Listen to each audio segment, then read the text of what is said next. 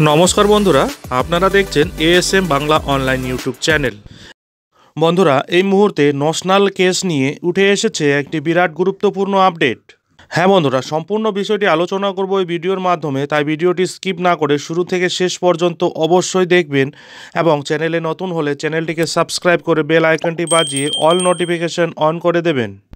চলুন বন্ধুরা, কলকাতা হাইকোর্ট থেকে সরাসরি ইউইউপিটিডব্লিউএ এর রাজ্য সম্পাদক ভাস্কর ঘোষ ন্যাশনাল মামলা নিয়ে যে গুরুত্বপূর্ণ বার্তা দিয়েছেন তা একটু দেখে নেওয়া যাক।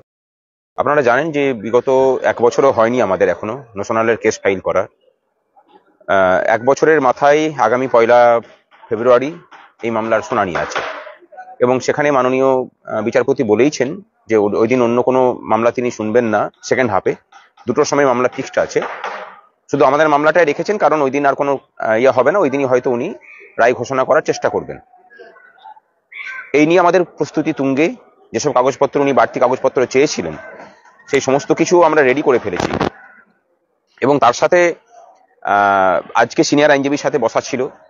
আগের দিনও তিনি ছিলেন, আরো বিশদে তাকে বোঝানোর জন্য আমরা আজকে এসেছিলাম। আমাদের সাথে বিক্রম এবং সুদীপ্ত ব্যানার্জি দাশগুপ্ত, বিক্রম ব্যানার্জি সুদীপ্ত দাশগুপ্ত ছিলেন, তার সাথে তাদের জুনিয়ররা ছিল এবং আমাদের সংগঠনের পক্ষ থেকে আমি ছিলাম, পীযূষ কান্তি রায় ছিল, সৌগত লাহিড়ী ছিল এবং নির্ঝর কুণ্ডু ছিলেন।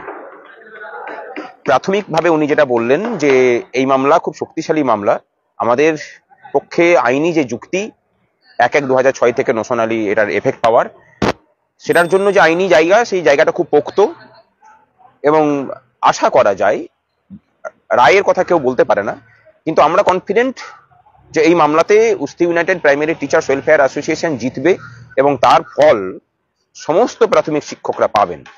মানে এটার বিষয়ে আমরা প্রায় অনেকটা এগিয়ে গেছি বলতে পারি।